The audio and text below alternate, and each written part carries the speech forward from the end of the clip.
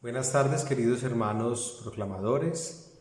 Muchas gracias por seguir este crecimiento semanal que tanto bien nos hace a todos para crecer, para repasar, para enamorarnos más de la vida de la Iglesia. Habíamos empezado la semana pasada a hablar de los siglos XIX y XX, de todo el trasfondo del Concilio Vaticano I y todo ese proceso que llevó a que en el siglo XX se dieran grandes transformaciones en la vida de la Iglesia. Dijimos hace 8 días que el Concilio Vaticano I, celebrado entre 1869 y el 70, representó cosas muy importantes para la Iglesia. Una, la definición del dogma de la infalibilidad pontificia. Ya explicábamos que es un carisma especial y singular del cual goza el romano pontífice para que cuando nos enseña las verdades de la fe y de la moral no haya error. En eso consiste ese dogma, así en palabras muy sencillas. Pero decíamos también cómo durante el contexto del desarrollo del Concilio Vaticano I se estaba dando el trabajo de la unificación de Italia, de la península itálica, en una sola nación. Y en eso entonces está el acontecimiento muy importante, complejo, de la supresión de los estados pontificios, hecho que ocurrió hace exactamente 150 años. Quiero hacer una breve presentación de esto, para seguir ya de paso hacia el siglo XX. Durante el imperio de Constantino el Grande, en el siglo IV, se da algo que algunos consideran es un hecho legendario: la donación que Constantino hace al Papa San Silvestre I de la Basílica de Letrán o del Palacio Lateranense.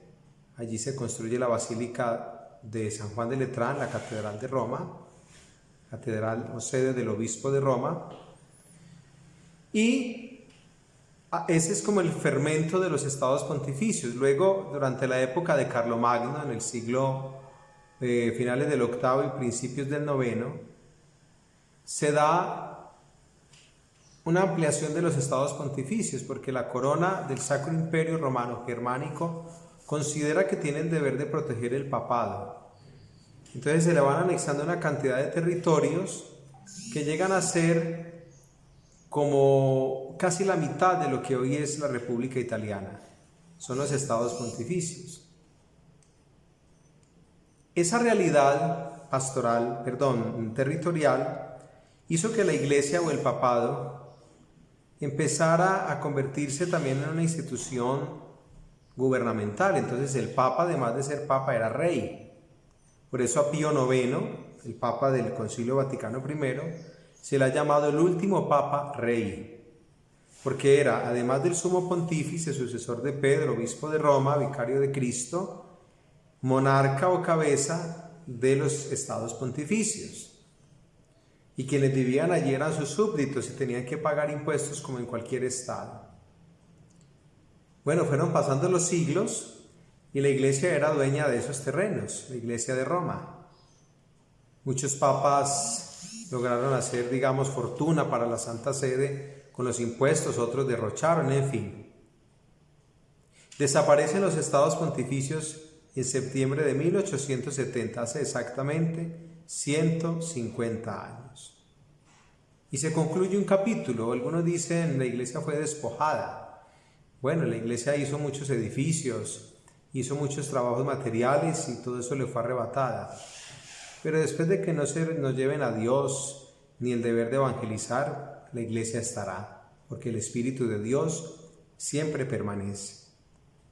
Y les había dicho que eso generó una protesta. Entonces los papas desde Pío IX se declaraban prisioneros del Vaticano y cuando eran elegidos nunca jamás volvían a salir de las fronteras o de las murallas del Vaticano.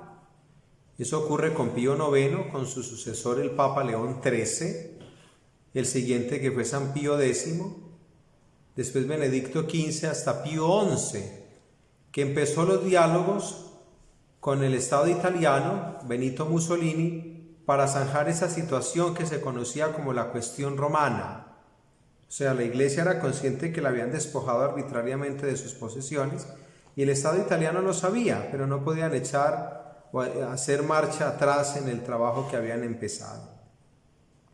Esa cuestión romana se soluciona, dije hace 8 días, con la firma de los tratados o pactos de Letrán, tratados lateranenses, que se firman el 11 de febrero de 1929. Y así nace lo que se conoce como el Estado soberano de la Ciudad del Vaticano, el Estado territorialmente uno de los más pequeños del mundo, con 44 hectáreas. Un Estado con derecho internacional de hacer tratados, existe el concordato con Colombia de enviar embajadores, los nuncios, y de recibir allí también delegados o embajadores. Habíamos entonces hablado de la cuestión romana y se zanjó esta situación con los tratados lateranenses del 11 de febrero de 1929. Bueno, ese es como todo el panorama inicial del siglo XX. Vamos caminando hacia el Concilio Vaticano II, que es lo que nos va a ocupar en los próximos crecimientos. Es importante darnos cuenta que el inicio del siglo XX representa una serie de cambios. Hablo del aspecto eclesiástico y litúrgico. Ya el Papa León XIII había dado un paso muy grande cuando en 1891 publicó la encíclica Rerum Novarum sobre la cuestión social, algo que marcó un hito, fue una novedad porque él dedicó esta encíclica al mundo del trabajo, a los obreros. Y eso hizo que el mundo de los obreros sintiera a la Iglesia y al Papa de manera especial muy cerca, muy cerca. Qué importante esto, porque entonces la Iglesia va entrando como en sintonía con esta realidad del mundo según las circunstancias del siglo XX. En 1903 es elegido Papa San Pío X, un hombre que había sido párroco, formador de seminario, de una familia muy sencilla, entonces tenía una visión pastoral muy distinta. Pero a él le toca una época muy compleja porque venían como las consecuencias de todo lo que había condenado Pío IX en el Sílabus, del cual ya hablamos. Y una de esas consecuencias es el modernismo. Entonces hay una serie de autores que empiezan a publicar una cantidad de obras que van queriendo mostrar una vida de Jesús muy acomodada, vaciándola de toda su divinidad, quedándonos simplemente con el Jesús histórico. Entre otras cosas, en el modernismo también hay como cierto rechazo a las prácticas piadosas, etc. Entonces este Papa publica precisamente una serie de documentos en contra del modernismo, de todo aquello que quiere desvirtuar los dogmas. No hay una oposición al progreso, no es en ese sentido, sino a todo lo que va en contra de la verdadera fe, de la verdadera doctrina. Este Papa tiene unas innovaciones dentro de la vida pastoral. Una de ellas es la admisión de los niños a la primera comunión a los 7 años de edad. Antes no se podía. Entonces permitió que los niños recibieran la catequesis adecuada y pudieran comulgar a temprana edad. Hizo la reforma del misal que venía desde el Concilio de Trento en el 1570. Hizo también una reforma de la liturgia de las horas, el breviario romano. Hizo también una invitación muy clara al culto eucarístico, a darle una importancia trascendental a la adoración del Santísimo Sacramento del altar. Y empezó una tarea muy importante, la compilación de lo que se llamará luego el Código de Derecho Canónico, porque había muchas normas, muchas cosas, pero estaban dispersas. Entonces empieza la clasificación, la compilación del llamado Código Pío Benedictino. Eso es el pontificado del Papa San Pío X, que termina en 1914, en vísperas de iniciarse la Primera Guerra Mundial. Empieza el pontificado del Papa Benedicto XV en 1914 y él termina la compilación de todo el Código de Derecho Canónico que es promulgado en 1917. Y ese código recibe el nombre de Código Pío Benedictino, que va a acompañar a la Iglesia hasta 1983, cuando se publica el código vigente. Bueno, este Papa fue importante porque él le dio impulso a las misiones, pero no pudo hacer mayor cosa porque le tocó todo el ambiente de la Primera Guerra Mundial. Entonces su pontificado se vio, digamos, como restringido por esas circunstancias que comprometieron a muchas naciones europeas. Pero viene un Papa que va abriendo horizontes. Se trata del Papa Pío XI, un Papa que tuvo una visión muy amplia de la Iglesia. En su momento dio unos pasos importantes. Por ejemplo, fundó la Radio Vaticano gracias a Guillermo Marconi, aquel que le dio tanto auge a la telegrafía sin hilos, los famosos Marconi. Fue un papa que impulsó la misión, el ecumenismo. Ya empezaban a hablarse temas de diálogo con los cristianos no católicos y con los hermanos de otras religiones en el mundo. Fue el Papa de las telecomunicaciones, el primero que envió un radiomensaje con filmaciones. Bueno, es decir, fue un Papa que innovó en su momento. Es el pontificado de Pío XI, que termina en 1939. Pero el siguiente será el pontificado definitivo para el futuro Concilio Vaticano II. Se trata del pontificado del Papa Pío XII. Yo les invito para que profundicen un poco en la vida y en la obra de Pío XII, un papa extraordinario. Una persona, como todos los papas que en su momento han hecho una obra grande, porque es la persona que el Espíritu suscita para la Iglesia. Pero a él le toca vivir unas circunstancias muy complejas. Eugenio Pacelli fue elegido papa en 1939. Se había formado de una manera muy exigente, era un hombre erudito, culto, manejaba varios idiomas y doctor en Derecho, en Teología. Fue ordenado sacerdote en 1899, en 1917 fue consagrado obispo y destinado como nuncio apostólico en Baviera, en Alemania, y allí permanece por largos años, y eso le da a él una visión de lo que sería la futura Segunda Guerra Mundial en cuanto que conoció por dentro, digamos así, el nazismo, el nacionalsocialismo. Y por eso él sabía muy bien qué decir y qué no decir.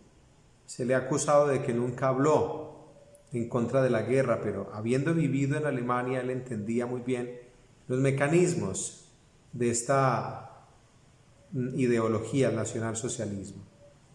Es elegido papa en marzo del 39, fallece en 1958 y él empieza a dar una serie de pasos muy importantes que se han interpretado siempre como pasos previos al concilio. Algunos llegan a afirmar que él tenía la intención de convocar el Concilio Vaticano II,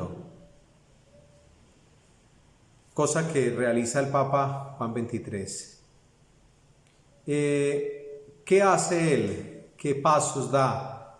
¿Cómo avanza él en este proceso de la reforma de la Iglesia? Un primer elemento, él restituye la vigilia pascual.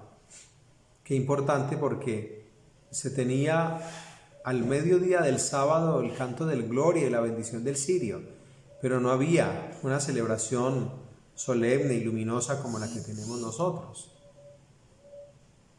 Eso se le debe a este Papa, el restablecer la vigilia pascual que ha ganado tanta fuerza después del concilio y entre nosotros, constituyéndose, como de hecho es, en la ceremonia litúrgica más importante de todo el año de la Iglesia. Segundo, publica una encíclica, la Mediator Dei, sobre la liturgia, algo también que da un avance. Publica más de 50 encíclicas. O sea, un hombre brillante que fue preparando la Iglesia para un cambio. Con él termina un estilo de pontificado. Los papas todavía muy encumbrados, muy al estilo del siglo XIX, como decíamos, de los papas reyes. Pero lo importante es que este papa empezó a dejarle a la Iglesia unos elementos muy valiosos. Será su sucesor quien convoque y lleve al inicio el Concilio Vaticano II. Pío XII fue un papa que incursionó en todos los temas posibles de la fe. Yo les invito para que busquemos algo y podamos aportar a nuestro conocimiento de la Iglesia lo que este hombre le dejó a la humanidad. Retomamos entonces lo que venimos trabajando sobre los antecedentes del Concilio Vaticano II. Y habíamos hecho un análisis sencillo del pontificado de Pío XII, una persona extraordinaria que tuvo que sufrir mucho todo el tiempo de la guerra, los 6 años de la Segunda Guerra Mundial. Y a eso se suma tantos comentarios posteriores sobre su supuesto silencio durante la guerra, el no haber, tal vez, según los críticos, no haberse pronunciado oficial y fuertemente contra la guerra. Supo hacer las cosas y la historia aclarará todo.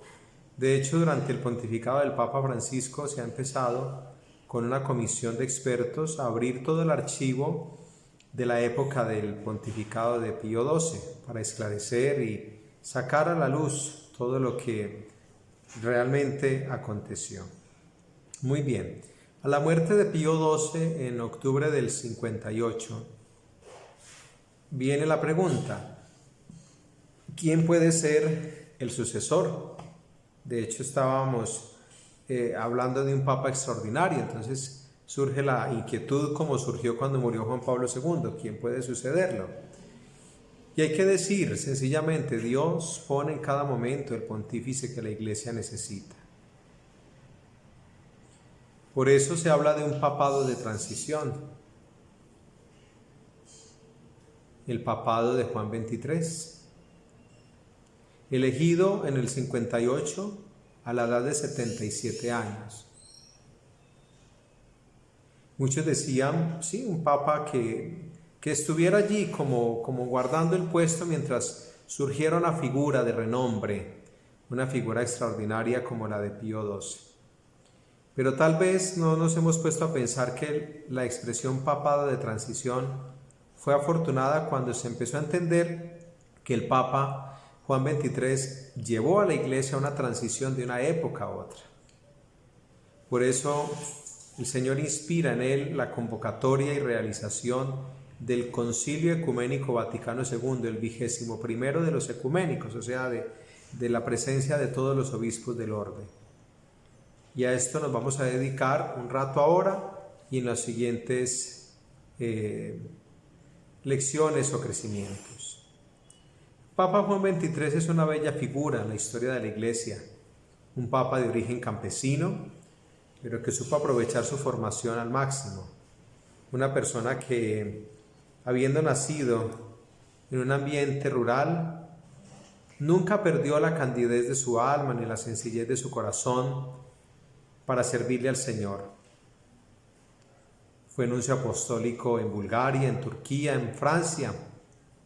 Luego fue patriarca de Venecia y, como dije ahora, en el año 58 fue elegido sumo pontífice. En enero siguiente, 1959, celebrando la liturgia de la conversión de San Pablo en la Basílica de San Pablo, en Roma, el 25 de enero, él hace este anuncio: quiero convocar un concilio ecuménico, un sínodo para la ciudad de Roma y una reforma del Código de Derecho Canónico. Eso causó revuelo, sobre todo porque muchos decían, ¿y para qué un concilio si toda la doctrina ya se ha dicho? Tal vez la idea de un concilio para condenar, como en muchos de los casos de la historia, para condenar un error, una herejía. Pero el interés del Papa era otro. Muchos se opusieron, sin embargo él lanza una consulta y hay un beneplácito. Y en ese beneplácito aparecen una cantidad de temas propuestos para la realización de este concilio. Esto hace que entonces empiecen a funcionar una serie de comisiones y se organiza. Y él convoca oficialmente el concilio para ser inaugurado el 11 de octubre de 1962. De hecho, hoy en día la memoria litúrgica de San Juan XXIII se celebra ese día, el 11 de octubre, rememorando la fecha en la cual él inauguró el Vaticano II. Es de resaltar que es el concilio al que han asistido más obispos. Hubo más de 2.500 obispos del orbe entero, de todo el mundo, de los 5 continentes. Se convocó y se inició bajo el pontificado de Juan XXIII. El concilio se realiza en 4 sesiones, años 62, 63, 64 y 65. El Papa Juan muere el 3 de junio del año 63, o sea, él solo pudo presidir la primera sesión conciliar. Dejó una huella imborrable, el Papa Bueno, como lo llamaron.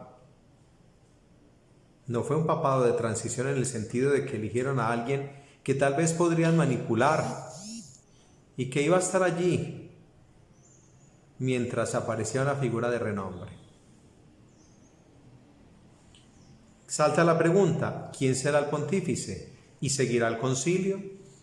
Y entonces en ese mismo mes de junio del 63 es elegido el cardenal Juan Bautista Montini, arzobispo de Milán, quien asume el nombre de Pablo VI, una figura muy especial y un hombre muy querido para nosotros, porque fue él quien creó nuestra diócesis de Buga. Este pontificado marca también un impulso al concilio. Inmediatamente es elegido, él manifiesta el deseo de que el concilio siga su camino. Y por eso él convoca, preside las siguientes 3 sesiones conciliares, entre el 63 y el 65. Cabe anotar que las sesiones ocurrían entre octubre y noviembre, no es que los obispos hayan estado 4 años completos en Roma, sino que hay esos periodos para las reuniones, las sesiones solemnes y los trabajos en comisiones. El concilio abordó muchos temas. Quisiera decir como preámbulo ya a la especificidad de cada documento, que el concilio tuvo un objetivo, según el discurso inaugural de Juan XXIII, renovación de la vida cristiana, cómo devolverle a la Iglesia su esplendor original. Incluso se llegó a usar la figura de que la Iglesia es como una bella mujer, pero tan maquillada que ya no se conocía su verdadero rostro. Por eso, entonces, lo que hay que hacer es quitar ese maquillaje. Por eso el Papa habla de volver a las fuentes, la Sagrada Escritura, la tradición, los santos padres de la Iglesia. Esa es la maravilla del concilio. Yo quisiera decirles esto, nosotros tenemos que sentirnos muy orgullosos de vivir en esta época. Quienes les tocó la transición del concilio también valoran, el tiempo anterior al concilio, la grandeza de muchas cosas de la Iglesia, pero la necesidad también de vivir en el contexto de esta época, la verdad siempre nueva del Evangelio, pero anunciada con métodos y categorías propios de esta época. El Evangelio de Cristo proclamado a los hombres de este tiempo. Fíjense que la Iglesia, como hemos aprendido en todas estas lecciones, siempre ha buscado anunciar y estar con la verdad del Evangelio acorde también a las circunstancias históricas que le toca vivir. No es fácil porque muchas veces el diálogo con el mundo es complejo.